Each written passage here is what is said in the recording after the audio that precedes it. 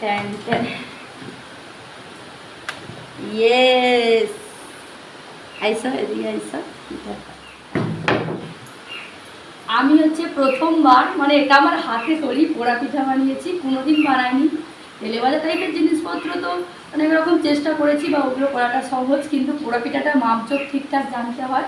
এই first time আমি চাল গুঁড়ো করার থেকে তারপর ডাল ছেনে পুরো মাখিয়ে পোড়াতে দেওয়াটা সম্পূর্ণ প্রসেসটা আমি করেছি। এই যে পিঠেটা এমন হয়েছে।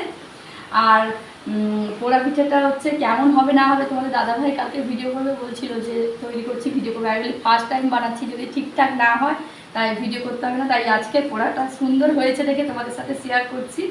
আর আমি মানে কখনো এটা বানাইনি। পোড়া পিঠা বানাতে কিন্তু ঠিকঠাক মাপজোক জানতে হয়। তো দেখেছি মা মাঝে দিদিদেরকে বানাতে, তো সেটা মাথায় সেট করে বানিয়েছি। তো এবার তো খেয়ে বাড়ির সবাই বলবে কেমন হয়েছে। তো পিঠেটা এখন কাটি, পারফেক্ট হয়েছে দেখতে পাচ্ছি। এদিকে ভালো পুড়েছে আর এদিকেও বেশ একদম শক্ত হয়ে গেছে। তো সকালে ঘুমাচ্ছিলাম, এখন এটা কাটি।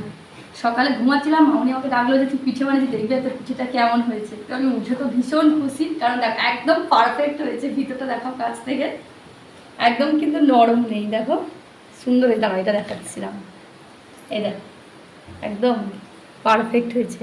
এটা কাটি।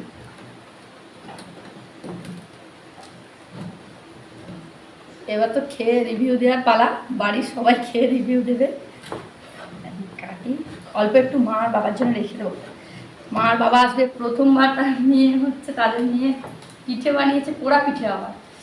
এবারে তেলে ভাজা টাইপের পিঠেগুলো কি হয়, এর আগে কলার বড়া বা অন্যান্য কিছু ভাজাভুজি করেছি, ওই জন্য ওটা একটু মানে ইজি মনে হয়। কিন্তু এই পোড়া পিঠেটা করাটা কিন্তু সহজ না, ফার্স্ট টাইম বানিয়েছি। ভালোই হবে, খাই একটা হয়েছে দেখি।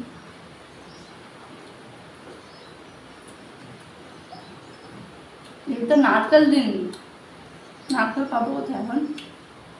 শুধু তাল, সিদ্ধ চালের গুঁড়ো আর চিনি, লবণ।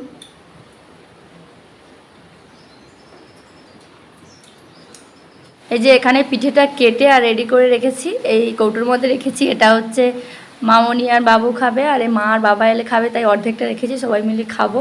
এই যে পিঠেটা তো বেশ ভালো হয়েছে, আর তোমাদের দাদাভাই খেয়েও ভালো রিভিউ দিয়েছে।